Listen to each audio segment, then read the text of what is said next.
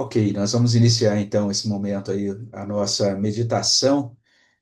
Na semana passada a gente fez uma espécie de encontro com um tema ali que não era o nosso tema de sempre, né? Terminamos as meditações no chamado Salmos de Aleluia, e aí temos uma pausa rápida.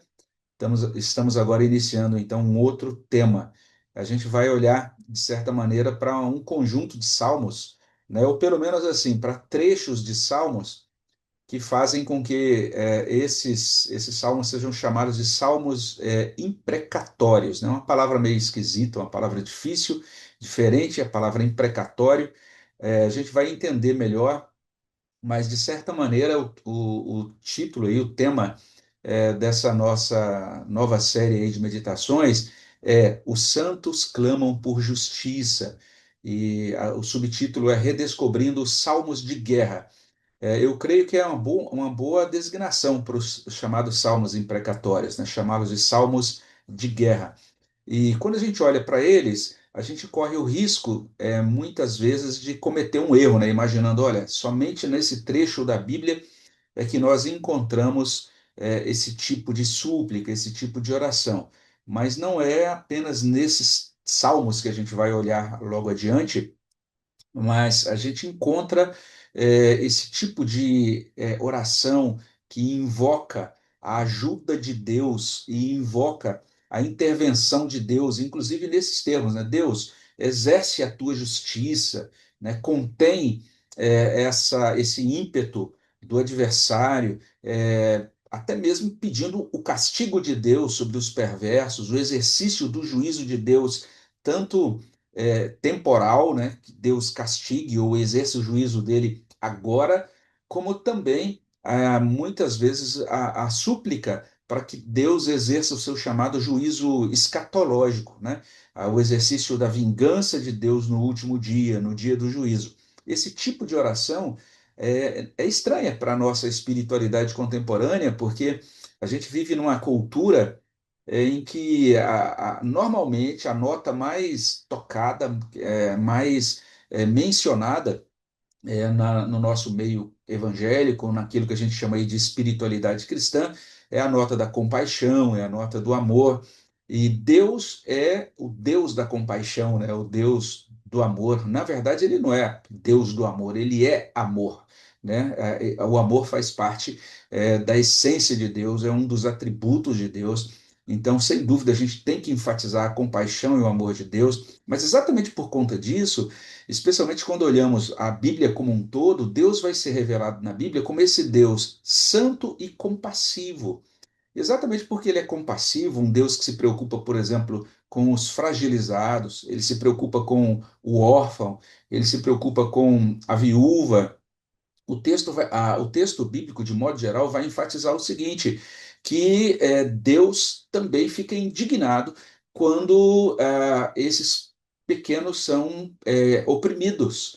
E Deus exige, por exemplo, que os reis, que os governantes, a começar, logicamente, dos seus reis estabelecidos em Israel, sejam reis justos, que garantam, vamos dizer assim, a segurança, o bem-estar desses fragilizados, né, e que hajam com justiça, que deem a punição devida aos criminosos, aos perversos. E o próprio Deus é o Deus Santo que pune o pecador, né? Que não se agrada do pecado, nem se agrada da injustiça. É um Deus que, de certa forma, ele vai deixar claro, tanto no Antigo quanto no Novo Testamento, que nós não podemos exercer violência ou vingança por nosso próprio braço ou por nossa própria iniciativa. Toda vingança pertence a Ele, é o Deus que vai executar o juízo dele no tempo devido sobre as pessoas, sobre as instituições, e no dia final ele vai exercer o juízo sobre todo o cosmos, né? Todo o universo será purificado de toda impureza, de toda maldade. Então, quando a gente ora no Pai Nosso, né? Venha o teu reino, a gente, de certa maneira, está pedindo a Deus que esse dia da consumação se realize e que nós vejamos, então, nós estejamos ali participando, de certo modo, de uma realidade, de uma experiência, né, em um universo purificado. Pedro fala sobre isso, né? Nós aguardamos novos céus e nova terra, onde habita justiça. Jesus fala também sobre isso quando ele diz que nós somos bem-aventurados como discípulos dele, e ele vai dizer: são bem-aventurados aqueles que têm fome e que têm sede de justiça. Então, isso, de certa maneira, tem relação com esse clamor que aparece nesses chamados salmos de guerra, ou aqui chamados também de salmos imprecatórios. E quando a gente olha para o Antigo Testamento, a gente vai perceber, por exemplo, Números capítulo 10, versos 35 e 36, trazem o seguinte: diz assim: partindo a arca, Moisés dizia: levanta-te, Senhor, e dissipados sejam os teus inimigos, e fujam diante de ti os que te odeiam. Olha só que interessante. Toda vez quando o povo ia levantar acampamento, então a arca partia, né? Moisés pronunciava essas palavras.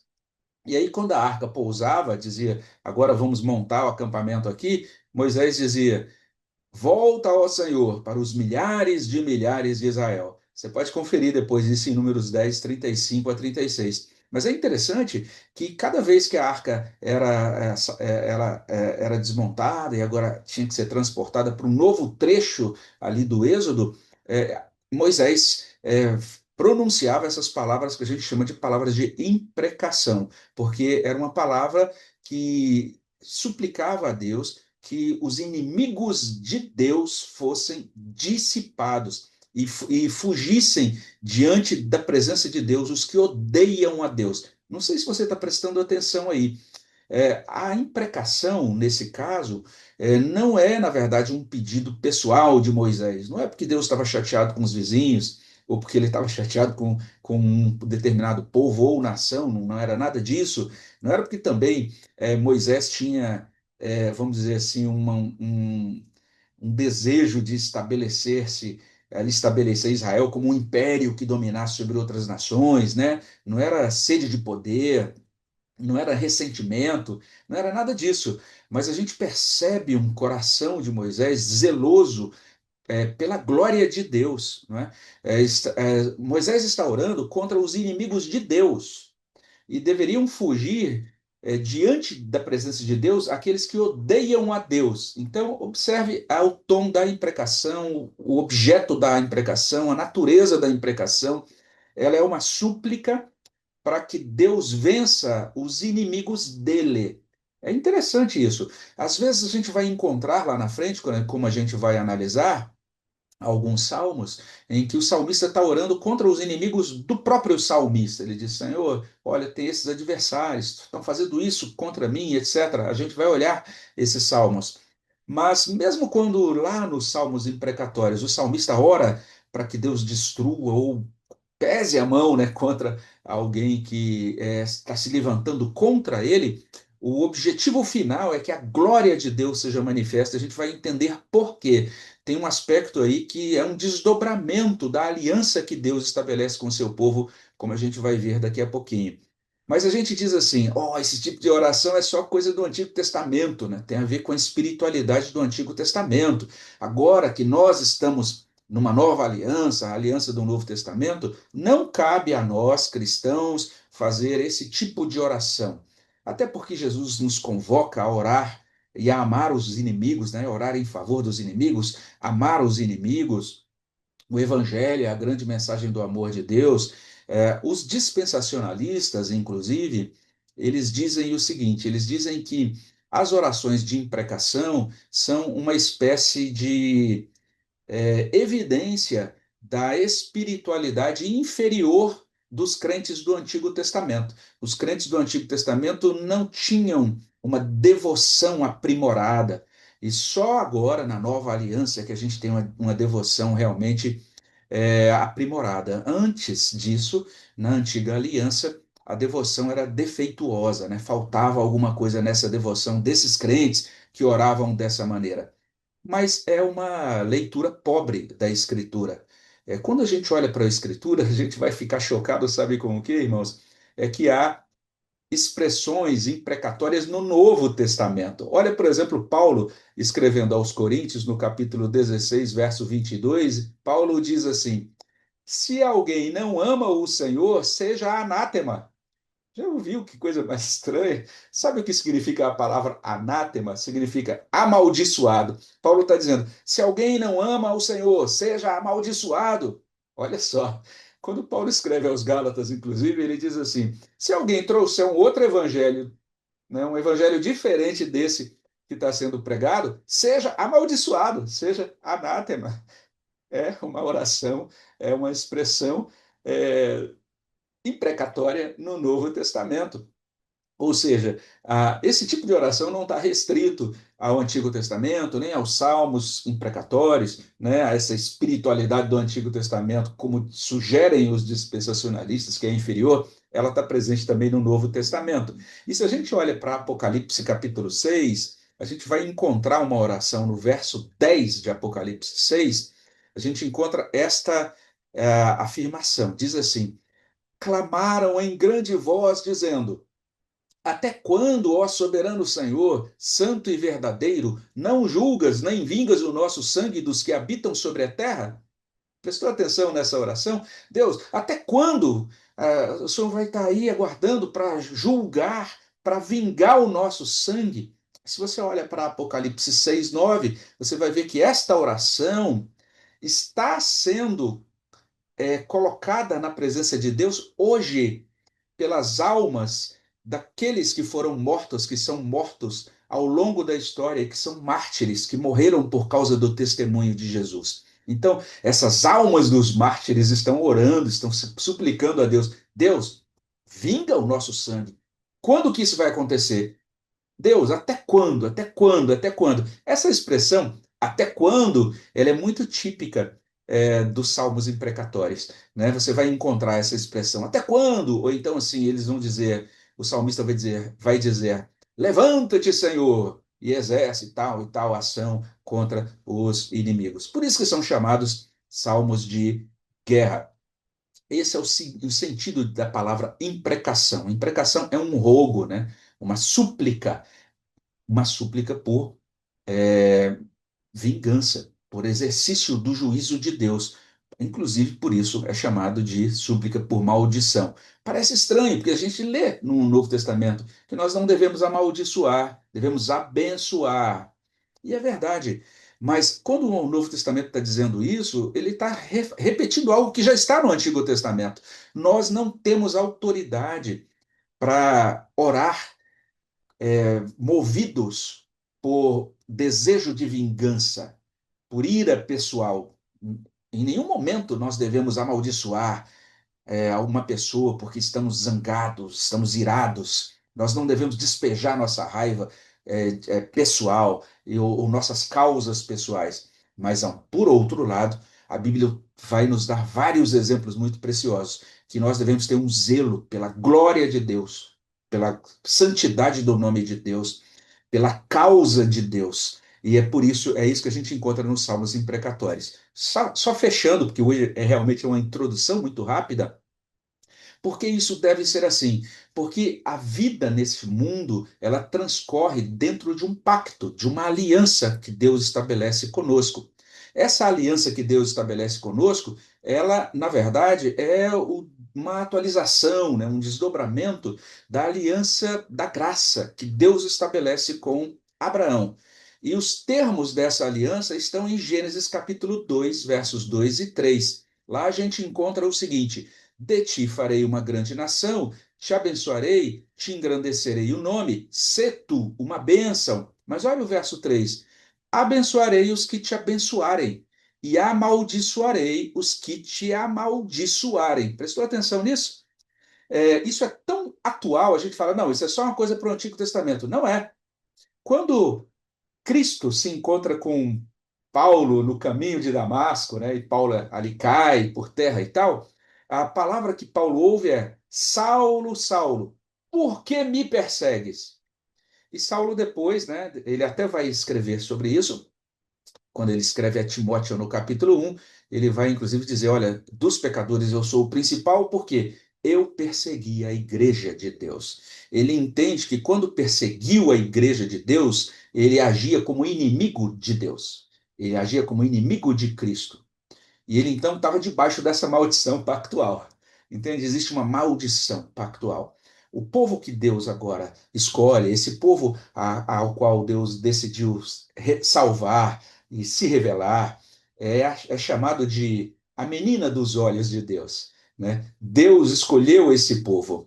Agora, esse povo tem sobre si o selo de Deus. Esse povo é selado com o nome da Trindade. Esse é o significado do batismo, né? Nós somos selados com o nome do Deus Trino, somos propriedade dele, né? Reino dele, nação dele. Nesses termos, quando alguém então ataca o povo de Deus ou oprime o povo de Deus, esse povo está atacando diretamente o próprio Deus. É por isso que agora a ira de Deus, as maldições de Deus recaem sobre aqueles que são inimigos do povo de Deus. Essa percepção pactual, né, de uma fé forte, sólida, de um Deus que é zeloso e que é fiel ao seu povo e que é um Deus santo, isso estava muito presente no coração dos crentes do Antigo Testamento e do Novo Testamento. Eu acho uma pena que C.S. Lewis, que é uma pessoa que eu prezo tanto em vários dos seus estudos, né? Ele escreve um livro chamado Reflexões sobre Salmos, e ele chama os salmos imprecatórios de salmos terríveis, não num bom sentido, mas no sentido de que ele entende assim, esses salmos não são coisa muito boa para a gente que é cristão hoje. E alguns estudiosos, inclusive, um estudioso do Antigo Testamento chamado Bruce Waltke, ele vai dizer isso, que C.S. Lewis, nesse livro Reflexões sobre os Salmos, ele revela um pouco apreço pelo Antigo Testamento, né? Como se esse trecho do Antigo Testamento não fosse inspirado como os outros textos da Bíblia. Mas é um trecho, os Salmos imprecatórios, esses trechos que eu li do Antigo e também no Novo Testamento, tudo isso é palavra de Deus que é útil para o nosso ensino e que deve ser certamente atualizado e trazido pelo Espírito Santo para o nosso coração. Finalizando a meditação de hoje. Então, a gente está sendo apresentado, a gente será apresentado nos próximos encontros a esses trechos tão preciosos da palavra de Deus, que são chamados de salmos de guerra ou salmos de imprecação. Um estudioso do Antigo Testamento chamado Eugene Merrill, ele vai dizer o seguinte, que os salmos de imprecação, eles são importantes porque eles vindicam a justiça divina. Primeira coisa que ele diz. Ou seja, o foco deles, destes salmos, desse tipo de oração, é vindicar a justiça divina. Além disso, eles evidenciam a realeza divina. Existe um Deus que reina, e o reinado desse Deus é visível nos atos desse Deus dentro da história e também na consumação da história. Então, nós não brincamos com a realeza de Deus. Quando você ataca esse Deus na sua realeza, na sua soberania, você ataca o povo de Deus, ou você age de forma perversa, dizendo, demonstrando pelos seus atos, eu não me importo com a realeza desse Deus, você vai colher consequências. É essa a palavra de Eugene Merrill. Ele vai dizer também que existe uma base pactual para a maldição sobre os inimigos. A gente deu uma olhada em um texto só que trata sobre isso, que é Gênesis 12, e realmente existe uma base para a gente dizer que Deus é contra aqueles que são inimigos do povo de Deus. Outra coisa é essa, é um desdobramento, né? A quarta observação do Dr. Merrill. Ele vai dizer isso, que exatamente por conta disso, os inimigos do povo de Deus são inimigos do próprio Deus. Por fim, ele vai dizer: a linguagem imprecatória deve ser interpretada à luz da mensagem de todo o saltério. Ou seja, nós temos três tipos de salmos, né, dentro da Escritura, as categorias principais. Quando a gente pega todo o saltério, a gente pode dividi-lo em três tipos de salmos. Primeiro, os salmos de louvor, que são salmos onde a gente são destacados os atributos de Deus e as ações de Deus. A gente terminou de ver vários salmos de louvor estudando os salmos de aleluia. Todos eles são salmos de louvor. A gente pensa, quem é Deus? O que ele faz? Louvado seja o nome de Deus por quem ele é e por que ele faz.